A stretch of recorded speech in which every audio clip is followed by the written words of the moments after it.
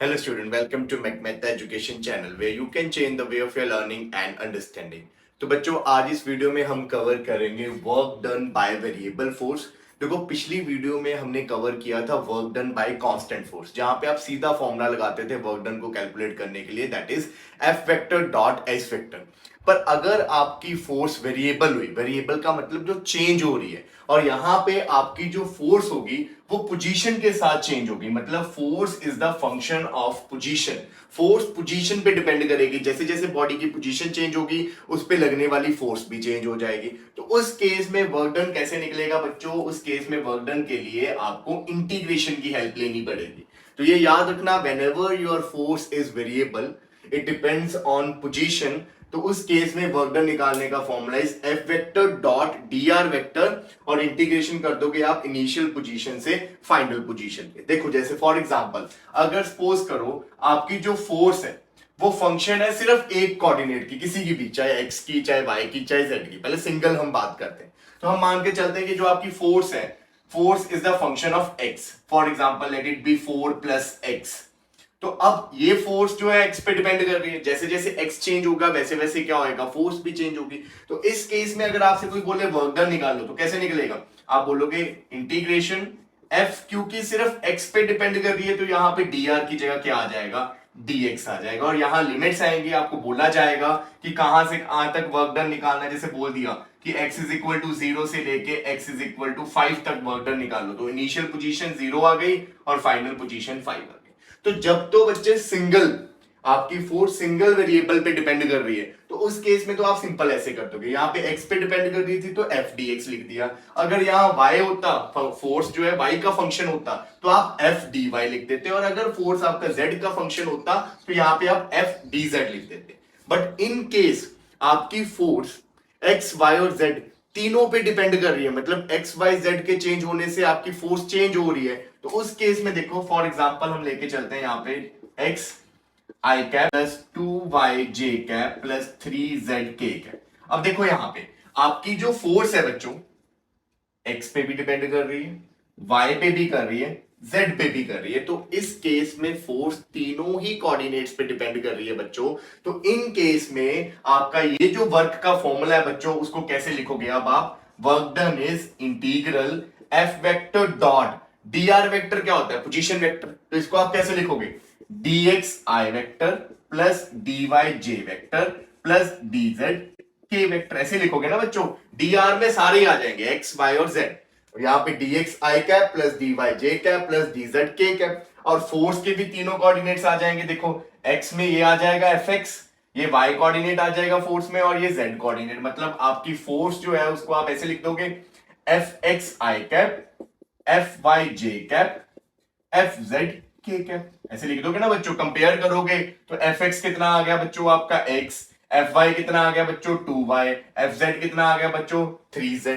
तो आप यहां पे फोर्स को भी वेक्टर फॉर्म में लिख दोगे और पोजीशन वेक्टर को भी वेक्टर फॉर्म में लिख दोगे। पोजीशन वेक्टर को dr था तो dx dy dz लेके लिखोगे। अब बच्चे जब आप यहां पे वैल्यूज को पुट करोगे, देखो ध्यान से, है कुछ नहीं, न्यूमेरिकल में इसकी जरूरत नहीं पड़नी, न्यूमेरिकल में सीधे सीधे फॉर्मूले लगने, तो फॉर्मूला बना कैसे वो सीख लो बस, ठीक है। तो यहां पे वैल्यूज को जैसे पुट करोगे तो एफ एक्स आई कैप एफ वाई जे कैप एफ जेड के कैप डॉट डी एक्स आई कैप डी वाई जे कैप डी जेड के कैप। अब जब डॉट प्रोडक्ट करोगे बच्चों, तो डॉट प्रोडक्ट में आई वाले के साथ डॉट प्रोडक्ट होगा, तो F X D X plus F Y D Y plus F Z D Z, ये चीज आ गई बच्चों। इसका मतलब अगर आपकी फोर्स तीनों वेरिएबल पे डिपेंड कर रही है तो उस केस में वर्क डन कैसे निकलेगा? इंटीग्रल एक्स वाली फोर्स की इंटीग्रेशन dx के साथ, y वाली फोर्स की इंटीग्रेशन dy के साथ, और z वाले फोर्स की इंटीग्रेशन dz के साथ। क्योंकि इंटीग्रेशन सम में अलग अलग हो जाती है ना, जब ऐड में हो टर्म्स उनकी इंटीग्रेशन अलग अलग हो जाती है। तो ये बन गया फॉर्मूला बस बच्चों, ऐसे निकलना है और कुछ नहीं।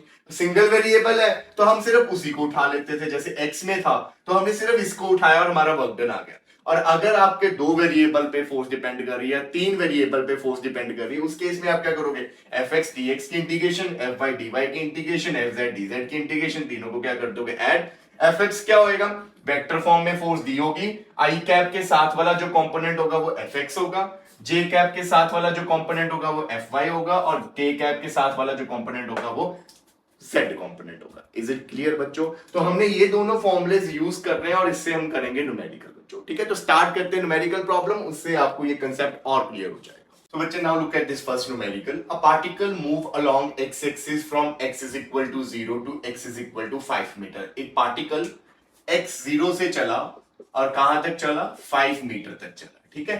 तो under the influence of force F equal to 7 minus 2x plus 3x square, ये फोर्स लगी है उस पार्टिकल पे, तभी वो 0 से कहां तक पहुंचा है, 5 मीटर तक पहुंचा है। और ये फोर्स, अब देखो फोर्स ये कांस्टेंट है या वेरिएबल बच्चों, ये फोर्स वेरिएबल है, क्योंकि ये फोर्स किस पे डिपेंड कर रही है, एक्स पे डिपेंड कर रही है। तो यहां पे अब वेरिएबल फोर्स का क्वेश्चन आ गया, आपको पता लग जाएगा, क्योंकि फोर्स एक्स पे डिपेंड कर रही है और सिंगल वेरिएबल पे डिपेंड कर रही है, तो ये और इजी हो जाएगा। अब पूछा गया कि बताओ कितना वर्क डन हुआ, तो आपको पता है क्योंकि फोर्स आपकी वेरिएबल है, एक्स पे डिपेंड कर रही है, तो आपको वर्क डन कैसे निकालना पड़ेगा, एफ डी एक्स करके, है ना, सिंगल वेरिएबल पे डिपेंड कर रही है ना ये, तो इसलिए एफ डी एक्स सीधा लगा दिया। लिमिट्स आएंगी यहाँ पे एक्स की इनिशियल और यहाँ पे एक्स की फाइनल, तो कहां से कहां तक चला है बॉडी चला है एक्स इज इक्वल टू 0 से x इज इक्वल टू 5। तो बस ये फॉर्मूला लगा देना हमने, और कुछ नहीं। अब वैल्यूज को पुट करो, यहाँ पे देखो integral x is equal to 0 to x is equal to 5, यहाँ पे 7 minus 2x plus 3x square dx, ये चीज आ गई। इंटीग्रेशन आई होप अब आपको आती है, क्योंकि मैंने इंटीग्रेशन पे कंप्लीट वीडियो बनाई है, 25 या 30 मिनट में आप सारी इंटीग्रेशन सीख जाओगे। तो अगर इंटीग्रेशन नहीं आती, पहले उस वीडियो को जरूर देख लेना, मैं डिस्क्रिप्शन में लिंक प्रोवाइड कर दूंगा, ठीक है। तो यहां पे देखो इंटीग्रेशन में क्या होता है, क्या इसके साथ x है, नहीं है, जिसके साथ x नहीं है, वेरिएबल नहीं है, उसके साथ आप वेरिएबल उसको गिफ्ट कर दोगे, तो ये 7x हो गया माइनस 2, x की पावर कितनी है 1, तो यहाँ पावर रूल लगेगा, एक पावर बढ़ जाती है तो 1 प्लस 1 2 हो गया, नीचे वही पावर के साथ डिवाइड हो जाता है, ठीक है। तो ऊपर 1 थी, 1 प्लस 1 2 हो गया, और नीचे भी डिवाइड कर दोगे आप 2 के साथ ही, फिर प्लस 3 x पावर कितनी है 2, 2 प्लस 1 कितना हो गया 3, और ऊपर 3 पावर है तो नीचे भी आप क्या लिख दोगे 3 पावर बच्चों, ठीक है। और लिमिट्स कहां से कहां तक है, limit is from 0 to 5। Is it clear बच्चों? अब यहां पे वैल्यूज को पुट करना है, उसके लिए पहले सिंप्लीफाई कर दो, ये 2 से 2 कट जाएगा, 3 से 3 कट जाएगा, तो 7x minus X square plus X cube, limits 0 to 5। अब क्या करो बच्चों, सभी में पहले x की जगह 5 पुट कर दो अपर लिमिट, फिर सभी में x की जगह 0 पुट कर देना लोअर लिमिट। तो अपर लिमिट फिल करते हैं 7 इंटू 5 माइनस 5 का स्क्वायर प्लस 5 का क्यूब, फिर माइनस सभी में लोअर लिमिट, इसमें लोअर लिमिट फिल करोगे 0 आ जाएगा, इसमें करोगे 0 आ जाएगा, इसमें पुट करोगे तो 0 ही आ जाएगा, ठीक है। तो सॉल्व करो, 7 5 35, 5 5 25, 5 का क्यूब कितना हो गया 125, तो ये आ गया बच्चों 135 जूल। तो इतना वर्क डन हुआ बच्चों बॉडी को x इज इक्वल टू 0 से x is equal to 5 metre तक लेके जाने के लिए। इज इट क्लियर बच्चों? अब यही फोर्स अगर बच्चों y में होती तो आपको यहां पे भी y इक्वल टू 0 से y इक्वल टू 5 बोलता, तो क्या चेंज आता, जहां हम यहां लिख रहे हैं f dx, आप क्या लिख देते f dy, सारा क्वेश्चन y में होता है, इंटीग्रेशन भी किस में हो जाती, y में हो जाती। ऐसी क्वेश्चन z में भी आ सकता है, ठीक है। तो सिंगल वेरिएबल में घबराना नहीं है, जो वेरिएबल होगा बस वो वेरिएबल यहां पे लिखना है, और उसी वेरिएबल की क्या कर देनी है आपने, इंटीग्रेशन कर देनी है। इज इट क्लियर बच्चों? तो सिंगल वेरिएबल का क्वेश्चन हो गया, अब हम लेके आते हैं मल्टीपल वेरिएबल। तो नाउ बच्चे लुक एट दिस क्वेश्चन, इसमें भी एक फोर्स लग रही है बॉडी पे, फोर्स गिवन है आपको x i cap plus Y square j cap plus z k cap.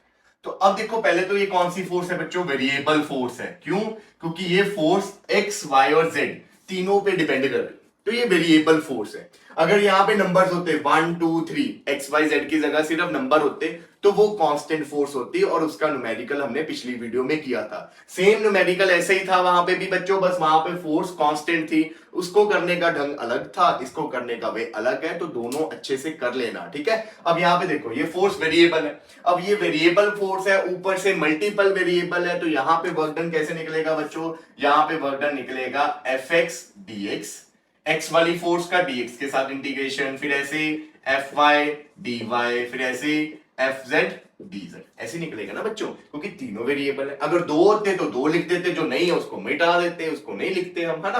तो ये ऐसे निकलेगा।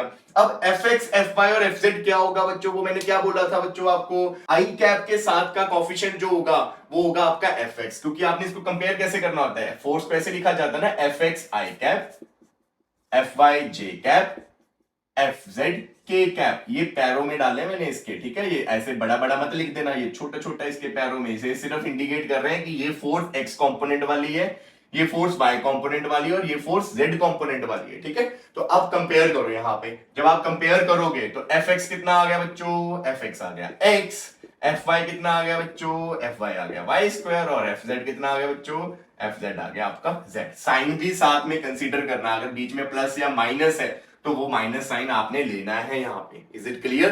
तो अब आपके पास FX FY और FZ आ गया ना बच्चों, तो वैल्यूज को पुट कर दो यहाँ पे। जैसे ही वैल्यूज को पुट करोगे, देखो यहाँ पे this is x dx, this is FY कितना है, y square dy plus FZ is z dz। अब लिमिट्स, यहाँ x की लिमिट्स आएंगी, या y की आएगी, यहाँ z की आएगी। तो x देखो, x कहां से कहां जा रहा है, 0 से 1, ये फर्स्ट वाला x होता है, सेकंड वाला y और थर्ड वाला z।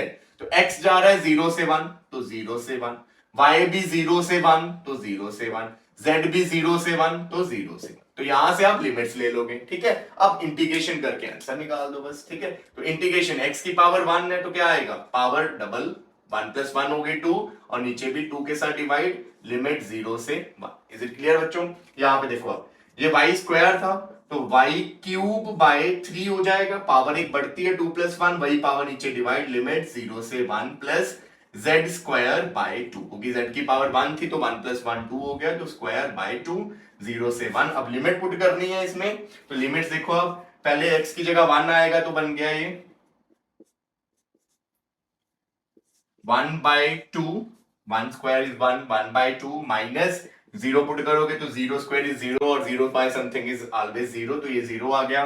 प्लस ऐसे ही यहां पे पुट करोगे तो क्या आएगा y में, 1/3 माइनस 0, और ऐसे z में करोगे तो 1/2 माइनस 0। ये चीज आ जाएगी। अब इनको सॉल्व कर दो, हाफ प्लस 1/3 प्लस 1/2, ठीक है। एलसीएम लिया 6 आ गया, 3 + 2 + 3 which is 3 3 6 7 8, 8/6 that is 4/3 joule.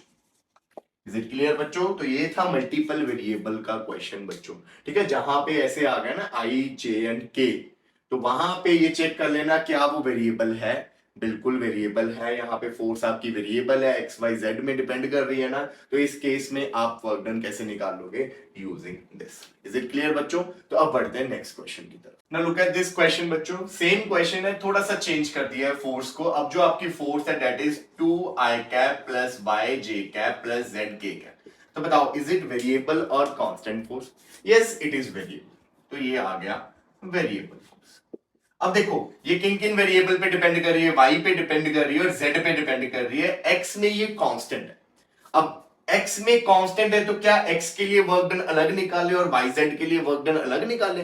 x के लिए कांस्टेंट का फॉर्मूला लगाए और yz के लिए वेरिएबल का फॉर्मूला लगाए? नहीं बच्चों, अगर कोई एक कांस्टेंट है बाकी वेरिएबल है वहां पे और वेक्टर फॉर्म में गिवन है आपको, तो आप इसी मेथड से करोगे जो मैंने अभी करवाया। इसीलिए ये क्वेश्चन यहां पे रखा कि कंफ्यूजन ना हो जाए कि यहां पे तो x है ही नहीं, x में तो कांस्टेंट है, अब क्या करेंगे? तो कुछ नहीं करना, उसी प्रोसीजर को दोबारा हम फॉलो करेंगे और फाइनल आंसर निकाल लेंगे। देखो यहां पे वर्क डन वैसे ही निकलेगा, fx dx, fy dy, fz dz। Is it clear? Miss इनमें से टर्म को तब करना है बच्चों जब ये पूरी टर्म ही ना होती।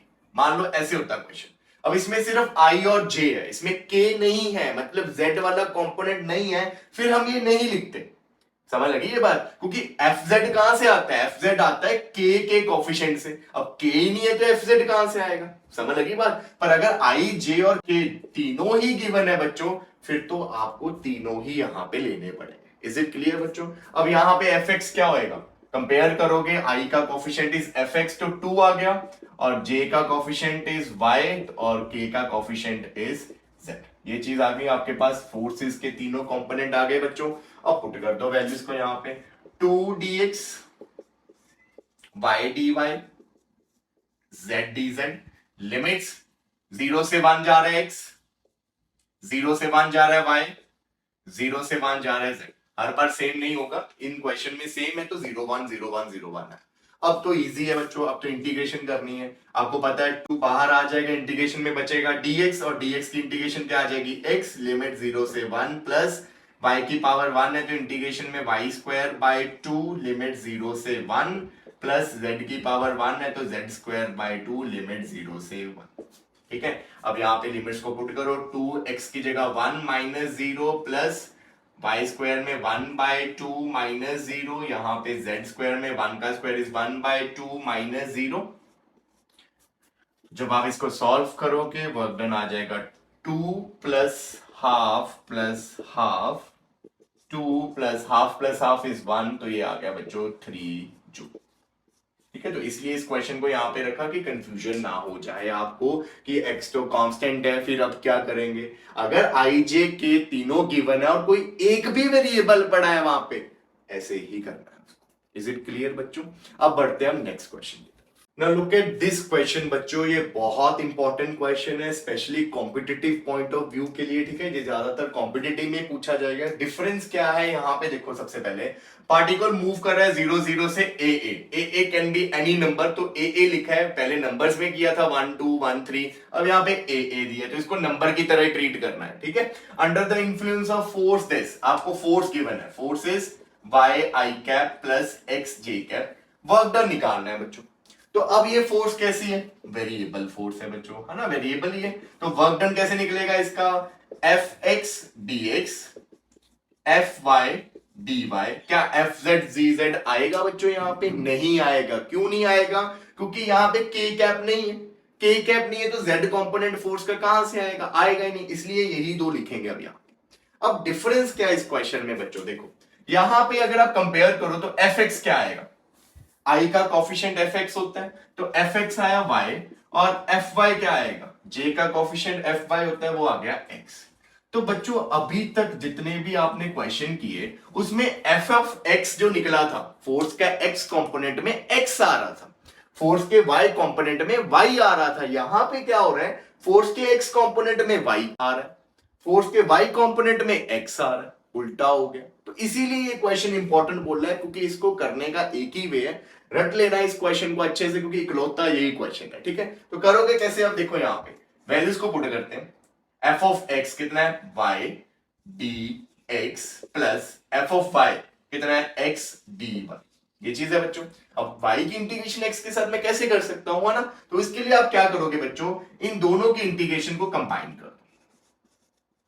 क्यों कंबाइन किया, आपको पता है कि सम में इंटीग्रेशन अलग अलग हो सकती है ना, जब टर्म्स प्लस हो रही हो तो इंटीग्रेशन अलग अलग हो सकती है, तो अलग अलग हो सकती है तो इकट्ठे भी हो सकती है, तो मैंने इकट्ठा कर दिया। इज इट क्लियर बच्चों? अब थोड़ा सा डिफरेंशिएशन का रूल देखते हैं। अब आपको पता है बच्चों, अगर मैं a इंटू बी की डिफरेंशिएशन करने को बोलूं आपको, प्रोडक्ट रूल, तो a इंटू बी की डिफरेंशिएशन कैसे होती है बच्चों, a as such differentiation of b plus b as such differentiation of a।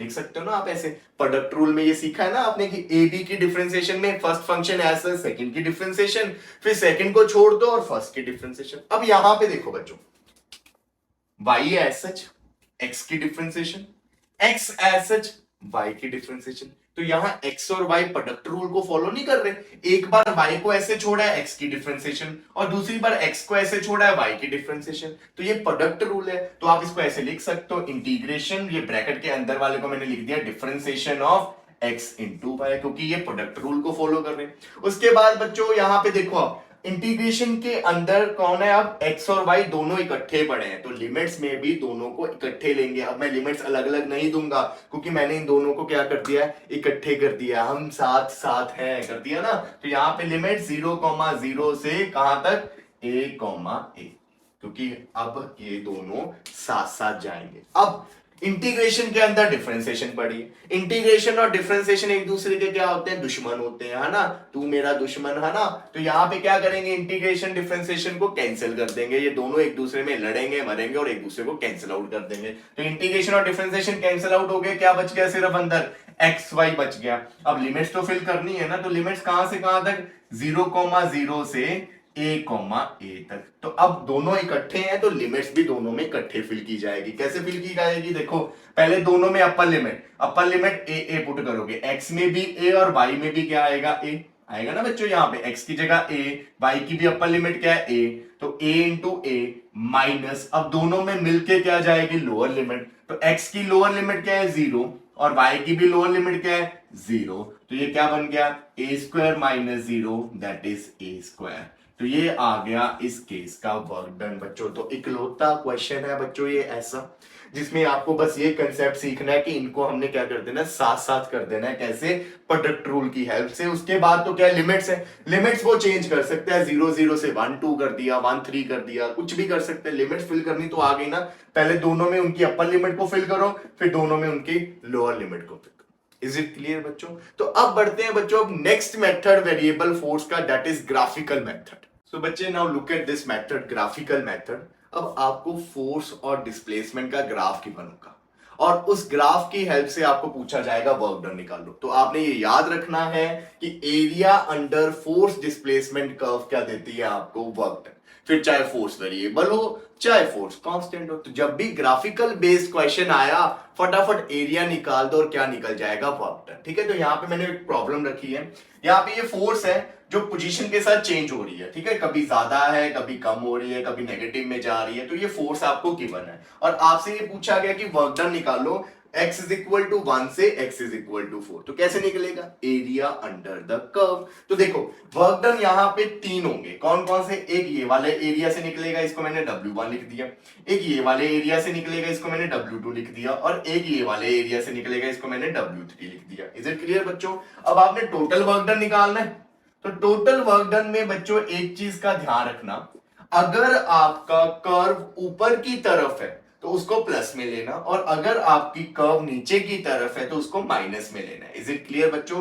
तो W1 माइनस W2 प्लस क्या हो जाएगा, W3। इज इट क्लियर बच्चों। तो एरिया ध्यान रखना, ऊपर वाले एरिया प्लस में, नीचे वाले एरिया को क्या करना है, माइनस करना है। तो सबसे पहले हम W1 निकालेंगे। W1 के लिए क्या करोगे आप, इस वाले का एरिया निकाल दोगे, ये सारा, ये क्या बन रहा है, दिस इज रेक्टेंगल। तो लेंथ इनटू ब्रेथ, लेंथ कितनी है बच्चों, लेंथ इज दिस 1 से 2 कितना हुआ, final minus initial, 2 minus 1 is 1, तो लेंथ इज 1 इनटू ब्रेथ कितनी होगी, यहां से यहां तक देखो, यहां 10 है, इसके सामने 0 है, तो 10 माइनस 0 कितना आ गया, 10। तो W1 इज 10। उसके बाद आप W2 निकालो। तो W2 के लिए देखो लेंथ 2 से 3 कितना हुआ, 3 माइनस 2 1, और यहाँ पे अब ब्रेथ देखें, अगर यहां से यहां तक कितना है, इसके सामने 0 है, इसके सामने -5, तो 5 माइनस 0 कितना हो गया, 5। आपने माइनस नहीं लेना, नीचे की तरफ माइनस है, हमने नहीं लेना, क्यों, क्योंकि हम खुद उसको क्या कर रहे हैं, माइनस कर रहे हैं ना। अगर मैं माइनस ले लूंगा यहाँ पे तो ये नेगेटिव वर्क डन आ जाएगा, और जब आप यहां पुट करोगे नेगेटिव नेगेटिव क्या हो जाएगा, पॉजिटिव हो जाएगा, ये तो ऐड हो जाएगा, है ना। इसीलिए आपने नीचे नेगेटिव साइन नहीं लेने, आपने नॉर्मल एरिया निकालना है। एरिया नेगेटिव नहीं ना हो सकता, तो आप नॉर्मल एरिया निकाल लोगे मस्ट प्लस लेके, उसके बाद अपने आप नीचे आ रहा है तो माइनस कर देना। तो कितना हो गया ये 5। ऐसे ही बच्चों आप W3 निकालोगे, W3 कितना हो जाएगा, यहां से लेके यहां तक लेंथ हो गई 4 माइनस 3 1, और ब्रेथ कितनी होगी, यहां से लेके यहां तक 10, तो दिस इज अगेन 10। अब वैल्यूज को पुट करो तो टोटल वर्क डन कैसे निकलेगा, W1 10 minus W2 5 plus W3 10, तो 10 plus 10 20 minus 5 that is 15 joule. Is it clear बच्चों। तो अब एक लास्ट ऐसा क्वेश्चन और करते हैं, फिर वीडियो को करेंगे एंड। तो now look at this question बच्चों, अगेन यहाँ पे force versus displacement graph given है आपको, और वर्क डन पूछा है from x is equal to 2 to x is equal to 4 metre, और सेकंड पार्ट में पूछा है from x is equal to 0 to x is equal to 4। पहले में 2 से 4 तक का पूछा है, सिर्फ यहां तक का वर्क डन, और दूसरे में 0 से लेके 4 तक का पूछा है, मतलब टोटल 0 से 4 कितना वर्क डन हुआ। तो सबसे पहले 2 से 4 पूछे, तो आप क्या करोगे, 2 से 4 के बीच में जितना एरिया आएगा वो निकाल दो, तो वर्क डन निकल जाएगा ना। मतलब आपने ये वाला एरिया निकालना है, 2 से 4 के बीच में ये वाला एरिया आ रहा है बच्चों, यहाँ पे देखो दिस, ये सारा नेमिंग कर दूं यहाँ पे मैं, A B C D, आपने ये एरिया निकालना है तो वर्क डन निकल जाएगा। तो फर्स्ट पार्ट में work done from x is equal to 2 to x is equal to 4 metre कैसे निकलेगा, एरिया ऑफ, क्या बन रहा है, दो पैरेलल साइड्स हैं, दो नॉन पैरेलल साइड्स हैं, तो ट्रेपीजियम बन रहा है, तो area of trapezium A B C D. क्या फॉर्मूला होता है ट्रेपीजियम का? Half into sum of parallel sides. कौन कौन से साइड्स पैरेलल है? A B and C D. तो A B plus C D into height between two parallel sides, या बोल देते हैं बेस। तो इन दोनों के बीच की हाइट कहां से निकलेगी? यहां से निकलेगी बच्चों, परपेंडिकुलर जो होगा इन दोनों के बीच का, ये ध्यान रखना। Perpendicular distance between two parallel sides लेना होता है, तो वो आएगा आपका एडी। अब वैल्यूज को पुट करो, हाफ ए बी की जगह क्या आ जाएगा? इसके सामने कितना है? 20। सी डी के सामने क्या है बच्चों? यहाँ पे 40। और एडी कितना है बच्चों? यहां से लेके यहां तक 4 माइनस 2 इज 2। ये 2 से 2 कैंसिल, तो 20 प्लस 40 कितना आ गया बच्चों? 60।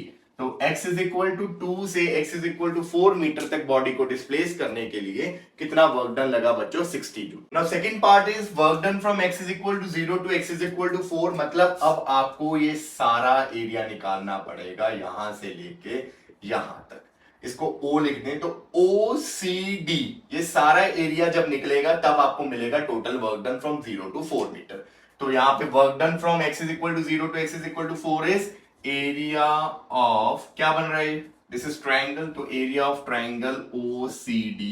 ट्राइंगल के एरिया का फॉर्मूला आपको पता ही है, हाफ इंटू बेस। बेस क्या है? O to D, base is OD into height. यहाँ पे हाइट क्या है? CD। तो हाफ ओडी कितना है यहाँ पे? 0 से डी 4। तो ये 4 और CD कितना है? इसकी हाइट कितनी है? 40। तो ये 2, तो 40 इंटू 2 कितना हो गया बच्चों? 80। तो 80 जूल लगा total work done. Is it clear बच्चों? तो ये इजी है, ग्राफिकल मेथड तो बहुत इजी है बच्चों। जो मेन कंसेप्ट था इसका फर्स्ट पार्ट, जिसमें आपने इंटीग्रेशन की हेल्प से वर्क डन निकाला। इज इट क्लियर बच्चों? तो आई होप अब इस वीडियो को देखने के बाद आपका work done by variable force tips पे होगा। ठीक है, तो मिलेंगे अब आपको नेक्स्ट वीडियो में, तब तक के लिए टाटा बाय।